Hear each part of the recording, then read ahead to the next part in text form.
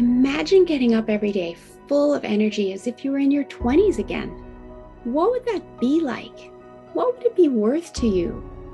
What is your health worth to you? Think about it. Your health isn't everything, but without it, everything else is nothing. And yet, too many of us are taking it for granted until something goes wrong. And no one wakes up hoping to be diagnosed with a disease or chronic illness. And yet, we've never been taught how to be proactive in our health through our school or public health. As a registered health coach and integrative health practitioner, I believe it's time this information is made available to everyone. Combining new knowledge around your health and the ability to do my functional medicine lab tests in the comfort of your own home will allow you to optimize your health for today and all your tomorrows. Don't wait for your wake-up call. Welcome back to another episode of the Don't Wait for Your Wake-Up Call podcast. I am Melissa Deely, your host, and I am here today with Dr. M. Welcome to the show, Dr. M. Thank you, Melissa, for having me. I'm excited. I'm very excited to have you here too, and we will talk a little bit more about how we got connected and the work we do together, but first let me introduce you to the audience.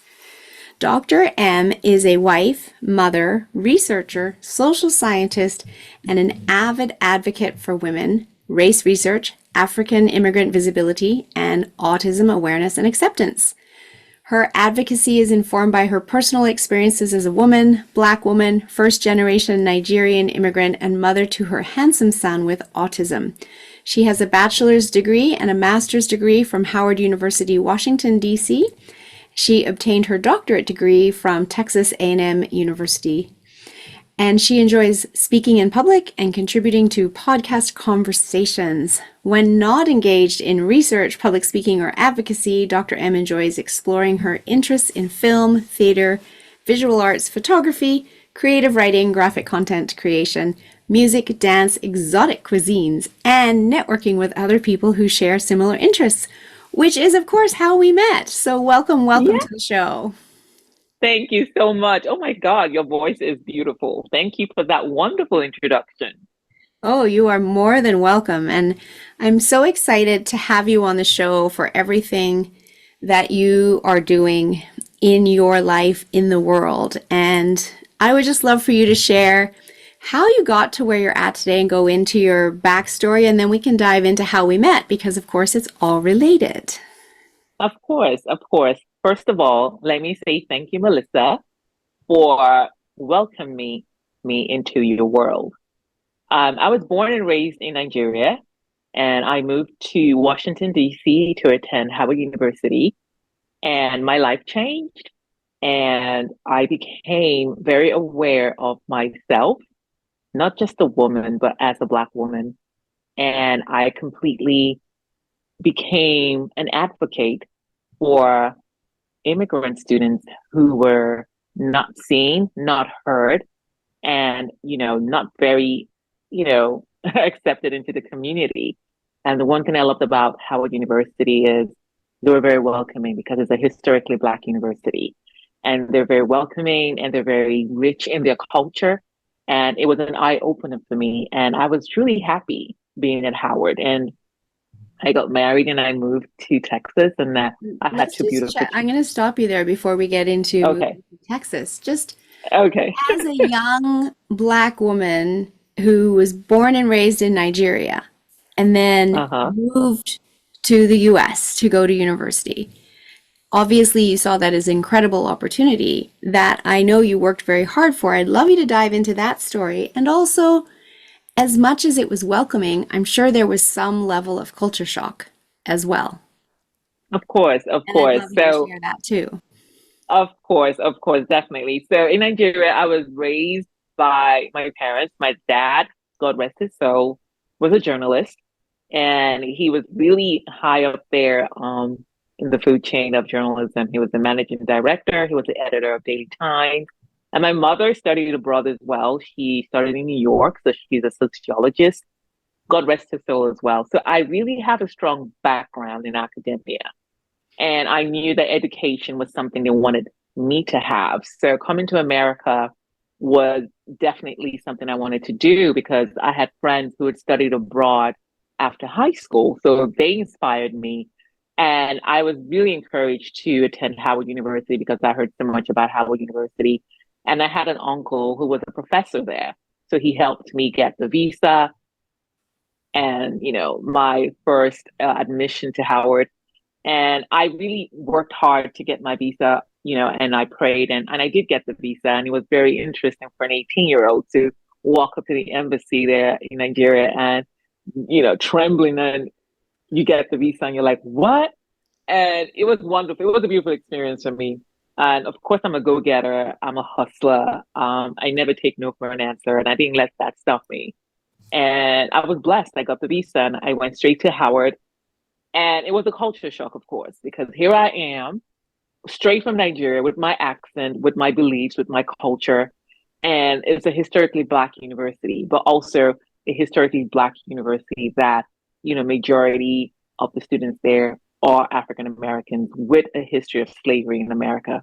So it's a culture shock for me because I didn't know that history. I didn't know that story.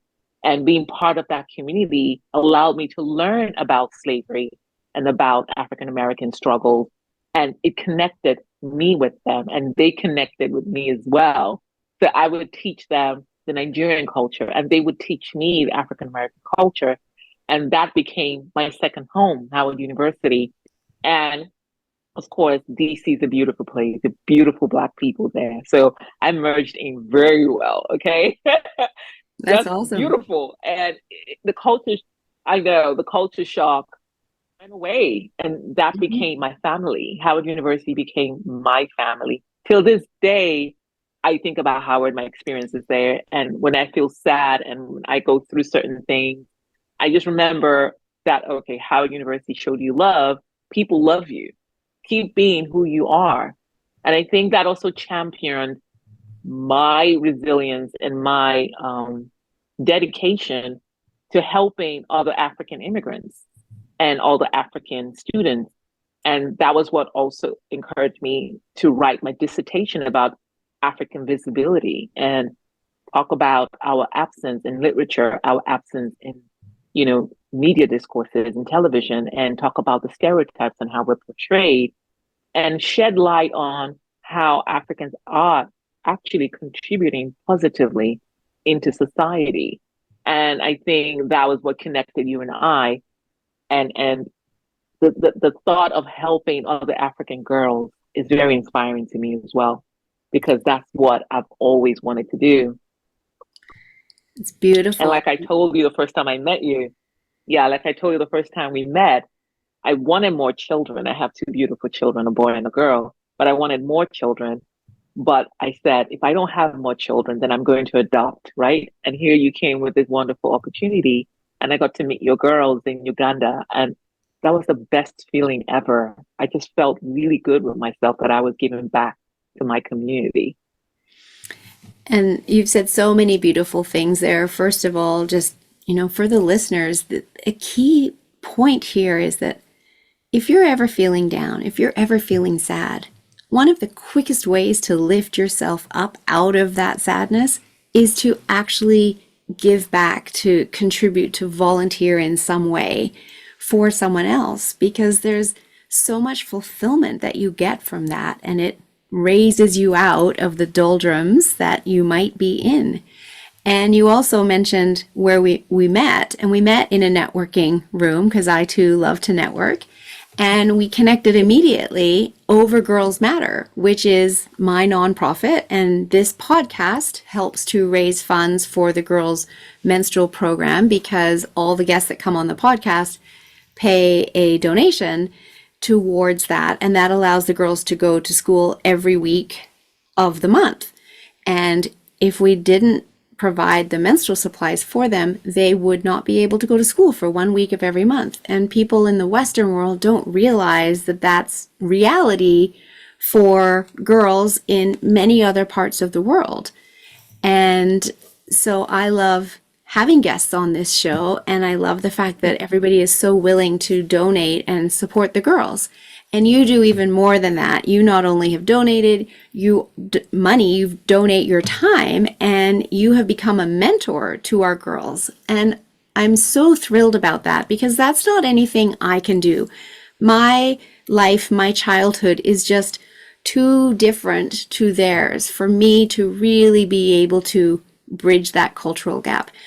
I can learn and understand as best I can. I haven't lived it, and you've lived it. And that's why I was so excited to meet you, especially because it was literally within weeks of having a board meeting. And at the board meeting, us discussing, we need a mentor for our girls that are now finishing high school and going on to university, or finishing high school and then going into a career of some sort. We really want a mentor to be able to help guide them. And you came into my life. So I'm so grateful for that. And I really love what you stand for. And this month, the month of June 2024, my podcast is focusing on words that start with T in my Brighton acronym. And so some of the episodes are talking about toxins, but another episode, and this one as well, is talking about thoughts, because our thoughts are so critical to our overall, the way we show up, the success we have in life, and who we become. And I know that's a really important part of the work that you are creating for yourself and to support others outside of just the Girls and Girls Matter. Exactly. No, I'm sorry, go ahead. I was just going to say, I'm not going to get your hashtag right, but I love your hashtag, so I want you to say it. Okay, it's hashtag do you see me? It's beautiful. Thank you. Going back to what you were saying when you arrived at Howard, that you noticed that some of the other immigrants were maybe hiding, maybe feeling unseen because they weren't sure of themselves, culture shock, new community, etc., etc. And so now you really take it upon yourself to help everyone be seen. So Exactly. tell me more about that and where you're going with that in your work. And I think, you see, that's why I feel we connect a lot, Melissa. Like, we see once a month, but when we talk, we connect. So for today, do you know what my topic was? Let me read it to you. So you see my book. It wasn't right when we were talking. I already had my notes. Let me read it. It's the act of becoming. Beautiful. The act of becoming. And you just said becoming. And and that's the beauty of knowing you and connecting with you, because we think alike on a lot of things.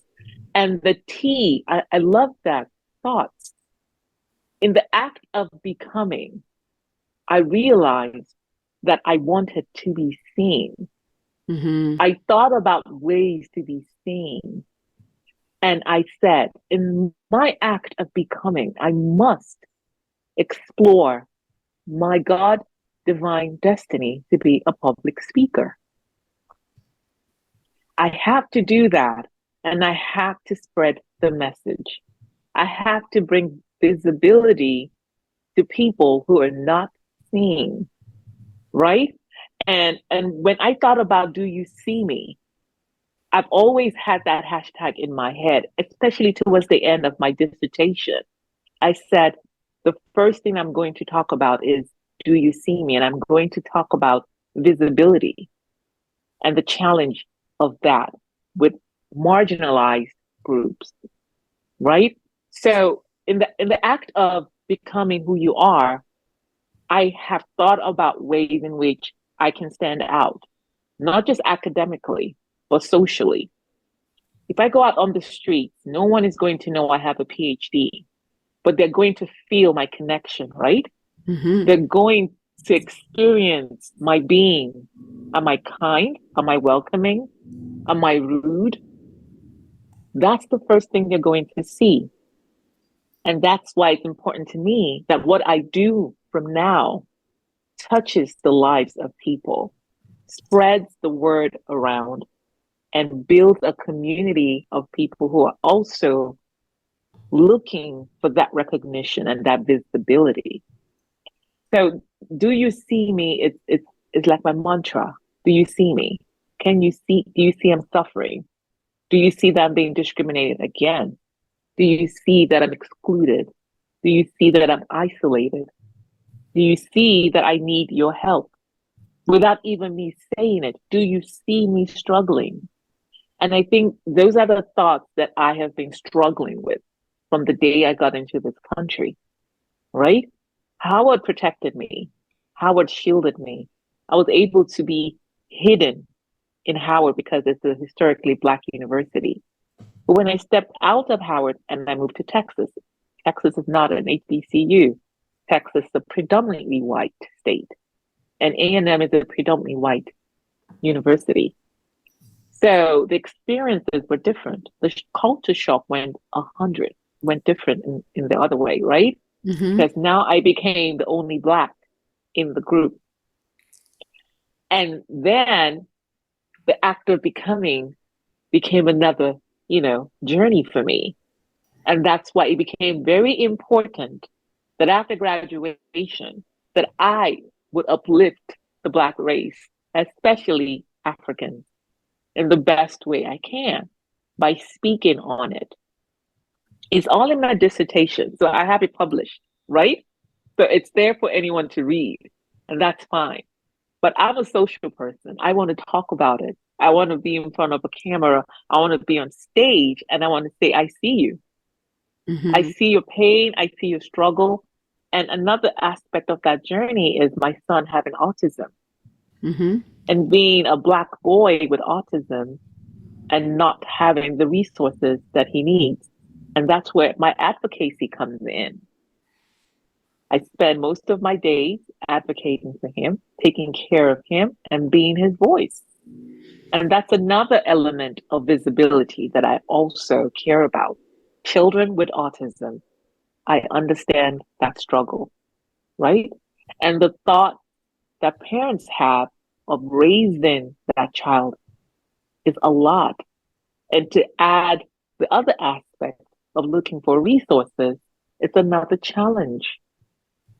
So when you put all that together, I say as a community, we want to be seen. And I know people out there having their personal struggles and challenges. How do you want to be seen? I want you to think about your act of becoming. Think about it. Let those thoughts come out. What do you want to do? How do you want to advocate for yourself? How do you want to advocate for your loved ones? And I think that's where do you see me comes in my advocacy. I love all of that because you're absolutely right.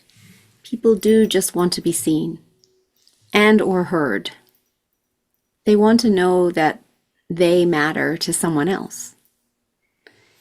And yet many people, because of trauma, because of things that have happened in their life, are in a place right now where they're hiding.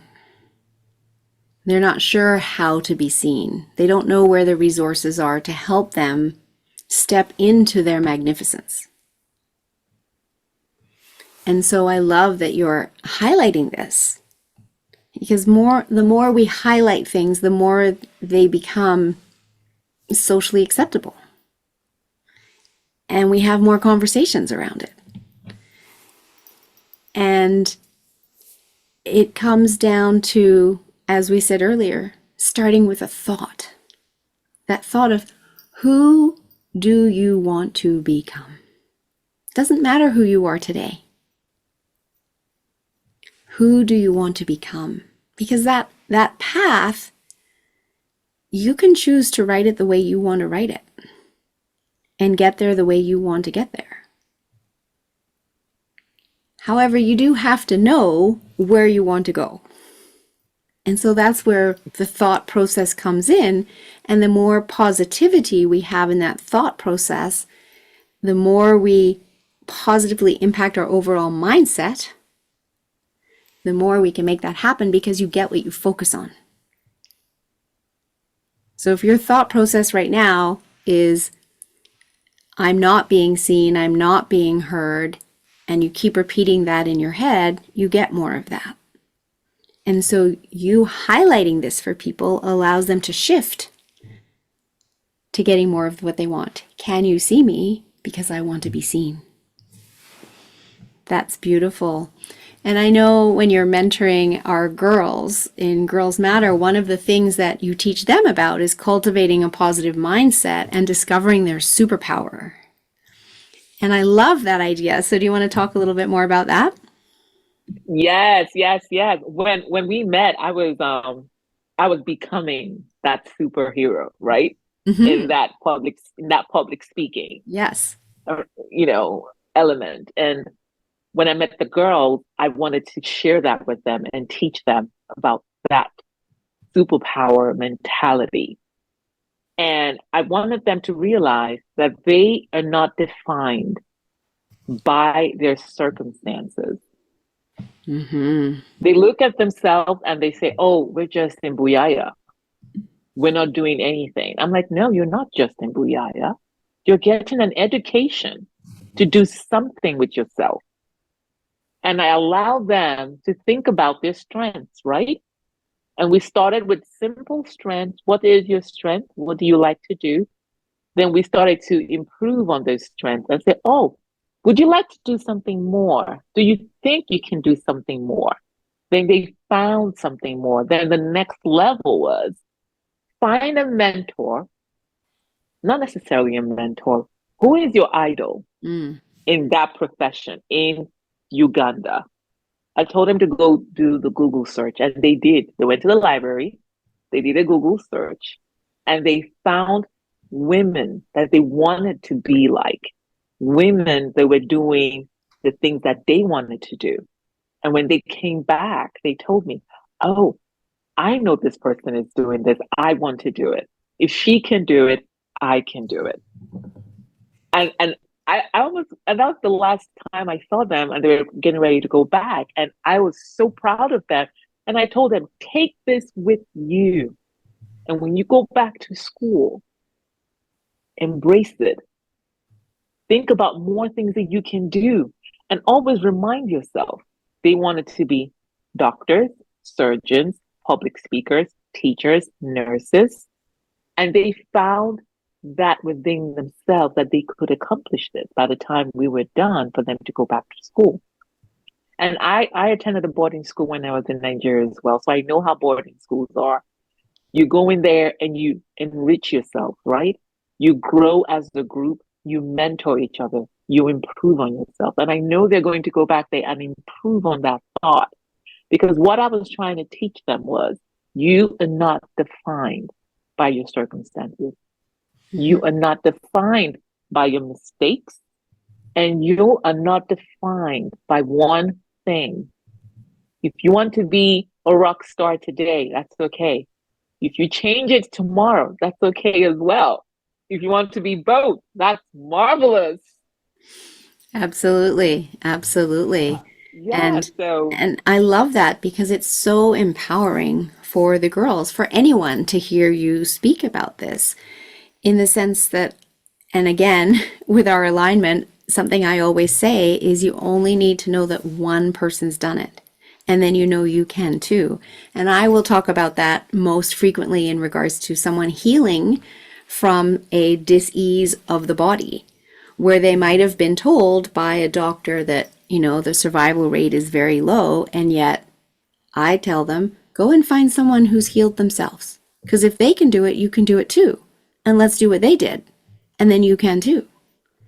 And that's in regards to our health, but this applies in all areas of our life. We know it applies in sports. It goes back to the 5 minute mile. We believed humans couldn't run a mile in under 5 minutes, and then one person does it. And then all of a sudden, within weeks, like 5 more people had done it. That's the power of our mind. And that's what the gift that you're giving to the girls in Girls Matter and all the people that you touch in their lives. So I love this work. I also know thank that you. you love to teach gratitude. So talk to me more about that as well. So my mother and my dad, Mm-hmm. they raised us to always say thank you. It didn't matter how small it was. Thank you for the water. Thank you for the food. Thank you, God, for life, right? So I have always had that within me to say thank you. And sometimes people get upset with it or get annoyed. Then it saddens me because not a lot of people have that type of foundation about gratitude, to learn about gratitude and to receive gratitude from others, right? And gratitude goes a long way. What it does is it builds character for you because you show appreciation, and it also extends that grace to others, right? To let them know that somebody out there appreciates what you're doing for them. So you're making someone else feel better about what they're doing so they can continue to do that good deed, right? And Mm-hmm. for yourself, you're building character because they're looking at you and they're saying, wow, no one has ever told me thank you. You're the first. Remember in the Bible when Jesus healed the leopards and only one person came back and said thank you? And that person received additional blessings, right? So when we show gratitude, we're blessing ourselves for God to do more. Now, I don't know what supernatural being others believe in, but I believe in God. I believe when you show gratitude and say thank you, you're blessing yourself to receive more. And then you're blessing that person that did that good deed for you so they can do more. And what do Americans say? It's paying it forward, Yes. right? Mm-hmm. So when someone does something good for you, you pay it forward and you continue to do that.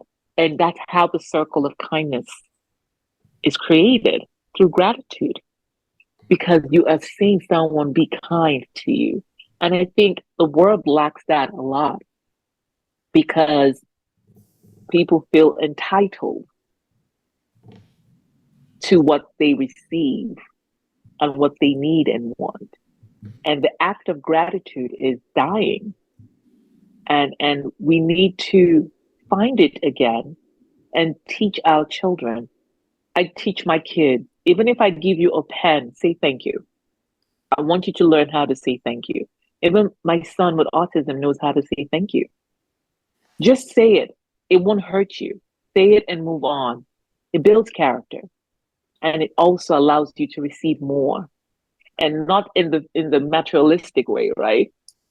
In the healing way. It makes you feel good about yourself. And like I said, everybody has their own interpretation of gratitude. There are people that are governed by capitalism, have a different way of looking at gratitude. People that are governed under different circumstances have a different way of looking at gratitude.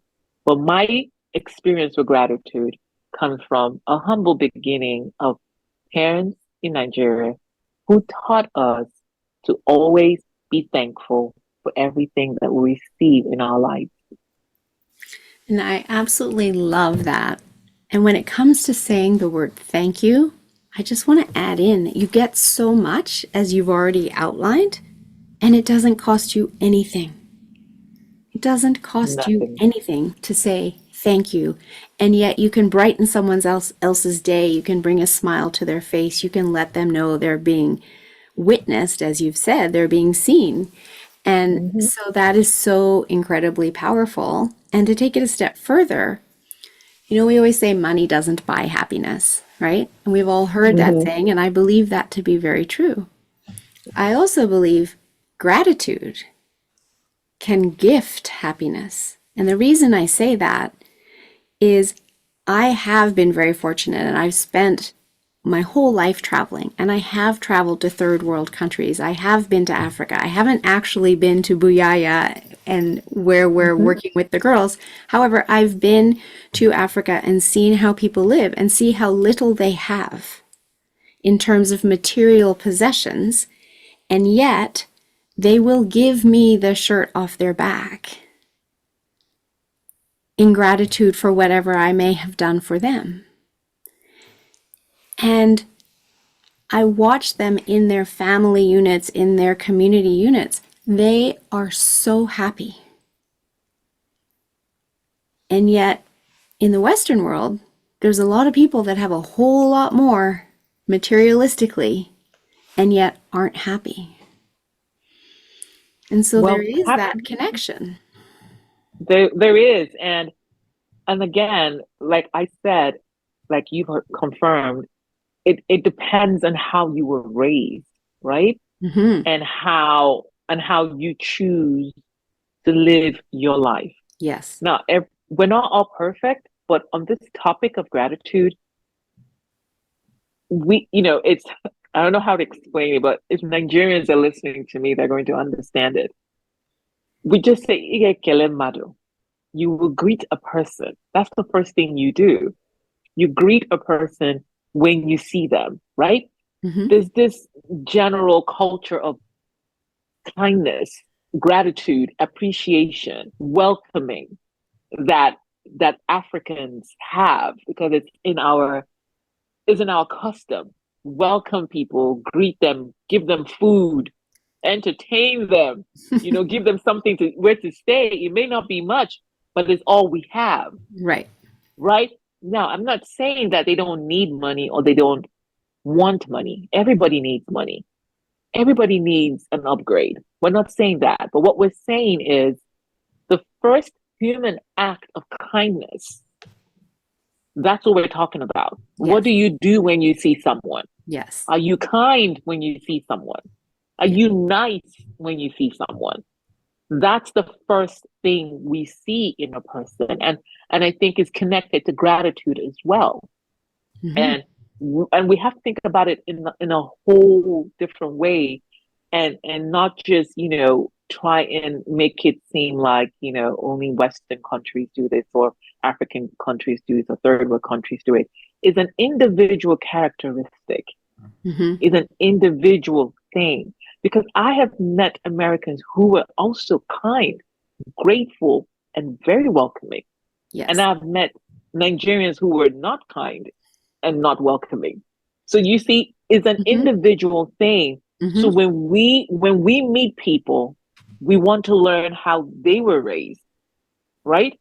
And you can tell a lot about a person and how they were raised by your interaction with them, right? Mm-hmm. And when they interact with you and you ask them, well, how did you grow up, blah, blah, blah, you can hear from their demeanor where they come from. So you can tell. And that is how we build relationships. And that is how we show gratitude and form communities based on our interactions with people. Now, does environment influence the way we're raised? Yes. Poor people were influenced differently. Rich people are influenced differently. But the act of kindness has no boundaries. It doesn't matter if you're rich or poor. A kind person is a kind person, regardless. And that's character right there. Right? So that's character that you see in a person. Mm-hmm. Mm-hmm.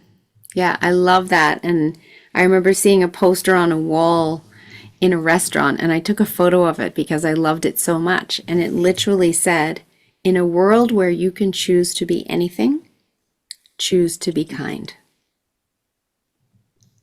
And I just love that quote because it really is a choice. And yet it's easy to do when you become conscious of it. It's not so easy to do. It's not so easy to do, Melissa. It's not easy to be kind. The reason why I say that is because people go through a lot. People go through a lot. And I know you're an expert in toxins and how to detox and feel good within our body. A lot of people go through a lot. And depending on when you catch them, they may not show you kindness. And it may not be their fault. It may just be that present situation that they're going through. Yep. Right? And it may not have to do with background, nationality, or anything. It may just be their present situation. Mm-hmm. And what I say to that is, and sometimes when I find myself in a not so happy place, I try and disassociate myself with whatever is happening with me or distance myself, right? Right. So I don't step out of character. And because I know one false move, right? So we have to be showing grace to people because we don't know what they're going through. And I learned this as I got older and I had kids. And I know what I go through. And I know what I have to do when I wake up in the morning. And when I leave the house, I have to make a conscious decision not to take that out with me. Now, I would love for other people to emulate that and keep that at home as well, but it's not always the case. They bring it out with them. Then Right. we have to meet those people outside. So it's human nature, and it's an act that we do not teach. Like I keep saying, kindness is within. It's not something you teach someone. It's something that they must have embedded in them for them to share it, experience it, and show grace when they need to. Yes, and you make very, very good points there. And I agree with all that you've shared. And when I said it's easy, I was more referring to, I should have maybe said simple rather than easy. You know how some things are simple and yet they're not Uh-huh. easy?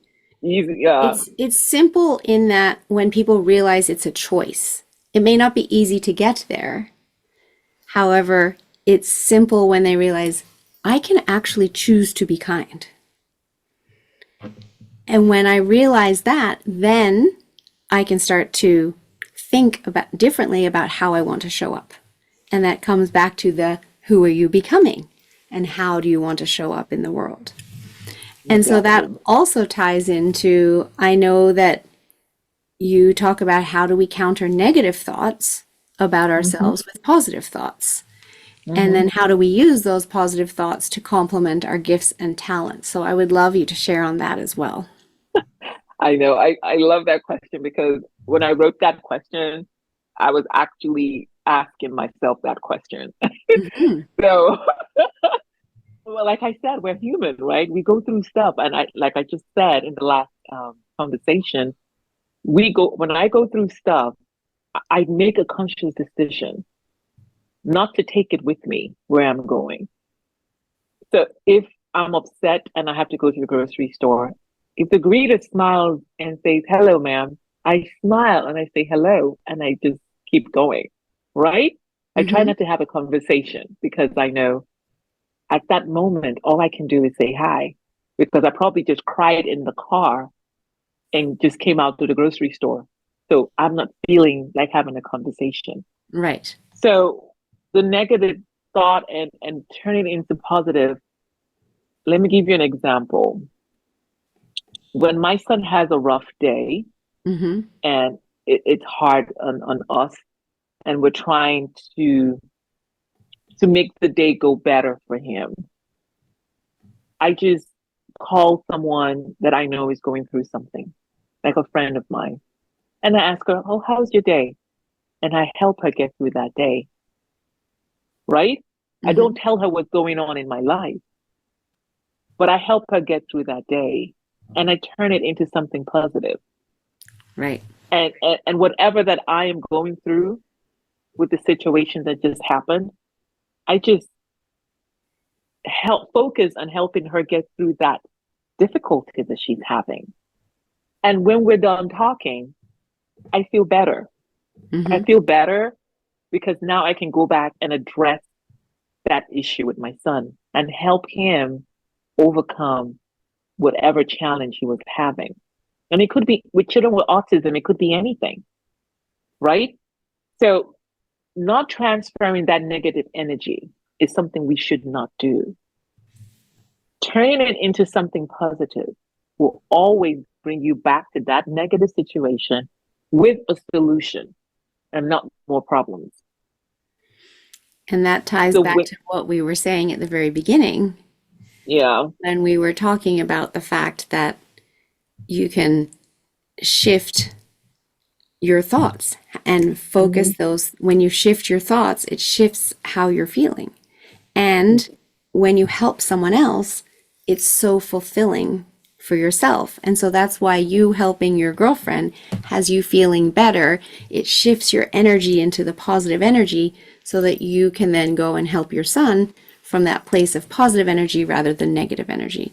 And we all know that negative energy doesn't have us feeling good, and it's where we're quick to anger and quick to get into an argument, whereas that positive energy brings in some patience. It brings in some empathy and some compassion so that it helps you be a better mom to your son. exactly. It's beautiful. And I would say surround yourself with people who understand that you're going through stuff and that you may or may not be in the mood, right? And that they can sense it and they know without even speaking, they know. And they can give you that grace and that space to go through that stuff and come back healed. They may not help you, but they will help you come back. And how do I transfer that to my superpower? I transfer that into public speaking. I transfer that into sharing my experiences. I did the podcast with Dina Ling, and I got an email from one of her audience members, right? I was so happy. And they said, "Thank you. We heard you on Dina Ling's podcast." And I just want to say thank you because my family and I are going through the same thing that you're going through. And she asked me for information on what I was talking about. And I replied her. I gave her all the information she needed. I told her, look for the services in your state. Do this, do that, do this. Make sure your baby is okay. And she was so grateful. And I sent Dina Ling the email and she was happy. And that, Melissa, right there is using your superpower for good. Yes. Yes, it's beautiful. And if you can help just one person, you've made a difference in the world. And here you are, you're helping many more than one because you're helping all of our girls at Girls Matter. And you are getting out there and speaking on podcasts and on stages and sharing your experience and being vulnerable to share all of your experience, not just the high points. You're also sharing the low points because that's what connects you to others who are looking for support, looking for resources, looking to be seen, looking to be heard. So it's beautiful. Exactly. I love all that you're doing and your mission to help so many and exactly make the world a better place as a result. And listeners might be going, what does this even have to do with a health podcast? Because of course this is a health podcast. But the reality is it has so much to do with the health podcast because when we're in the right mindset, when our thoughts are positive and driving us forward, our health is better. There is a direct connection between our thoughts and our physiology. And so that's why it's a topic this month on the Don't Wait for Your Wake Up Call podcast. People who suffer from depression, unfortunately, there's research that shows they tend to have a shorter life than people who are happy because it's impacting our immune system. And that's what I mean by our physiology. And so connecting with Dr. M will allow you to step into that place of happiness, of moving on that path of becoming who you were always meant to be. Because when you start becoming that person, because you were always meant to be that person, that's when you get to step into feeling fulfilled, into feeling joy in the work that you're doing. And that shifts your thoughts and your mindset and your physiology. So Beautiful. Thank you so much for coming on the show, Dr. M, and sharing your Thank story, you. sharing how you're showing up in the world. I love to ask every single one of my guests, what does the don't wait for your wake up call mean to you? Be who you are. Be yourself. Love it. Love it. That is probably the most succinct answer I've ever had, and I love it. And if someone wants to reach out to you after this show, how would they get hold of you? Of course, you can email me at ngoma 2003 at yahoo.com. Or you can just go to my LinkedIn page and send me a message. It's open. I will definitely respond and we can connect from there. And I can send you my calendar and we can have a Zoom meeting if you want, and we can go from there. Beautiful. I love it. And I have all of that in the show notes for listeners as well to come back to. And if do you have any last words of wisdom that you would like to share with the audience? Yes. First of all, thank you, audience, for listening to me. I appreciate this. And I love Melissa. So this is a great opportunity for me as well.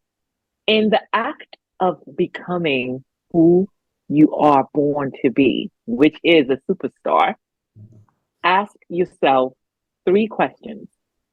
How does it serve my purpose? How does it enrich my life? And how does it help me evolve into the superhero and superstar that I was born to be? If it doesn't match, if it doesn't fit, you must have quit. Thank you. So profound. Thank you very, very much, Dr. M. And one last thing, I know you're very generously offering a free gift to the audience as well, some public speaking information tools, if you wanted to share a little bit about that too. Yes. So I have, I made a little public speaking cheat sheet just to help you if you're struggling to become a public speaker. I give you tips. I give you a little guide, and it's simple. You have to be intentional. You have to overcome your fear, and you have to be courageous, and you have to show up and do what you were born to do. And Melissa has the link, and she can send it to you. And if you want to expand on that, I do offer services to help you in your public speaking journey, and I'll be happy to meet with you. Wonderful. Thank you so much for offering that, because I know there are many people out there who have powerful messages and would like to get them out into the world. And so your resources and assistance in making that happen will be very beneficial. So thank you again for coming on the show. I really appreciate it. I've loved having you come and talk. And of course, we both connected instantly when we first met. And I'm so grateful that you came into my life. And to my audience, I just want to say thank you for tuning in each and every week. And please share this episode with anybody that you think needs to hear it and can benefit from the wise words of Dr. M. Thank you. Thank you, Melissa. Bye. Have you experienced trauma in your life that is preventing you from finding peace and calm in your head, in your life? And you don't want to deal with it because the thought of having to talk about it is traumatic in and of itself. Well, if that's you, you'll want to know about my upcoming workshop called Did You Know You Can Heal from Your Trauma Without Having to Actually Talk About It? Yes, that's right. There are tools and techniques that we have that allow you to release the trauma without having to relive it by talking about it. And if you'd like to know more about that to help you heal from your trauma, and the reason you're struggling with the trauma is because your unconscious mind knows that you are now in a safe place to be able to address it, and you're just looking for the right tools to address it and help you move through it, then sign up for this workshop so that you can learn the next steps to achieving peace with ease and grace and gentleness. Simply look in the show notes for the link to register for this free workshop. and I look forward to seeing you there.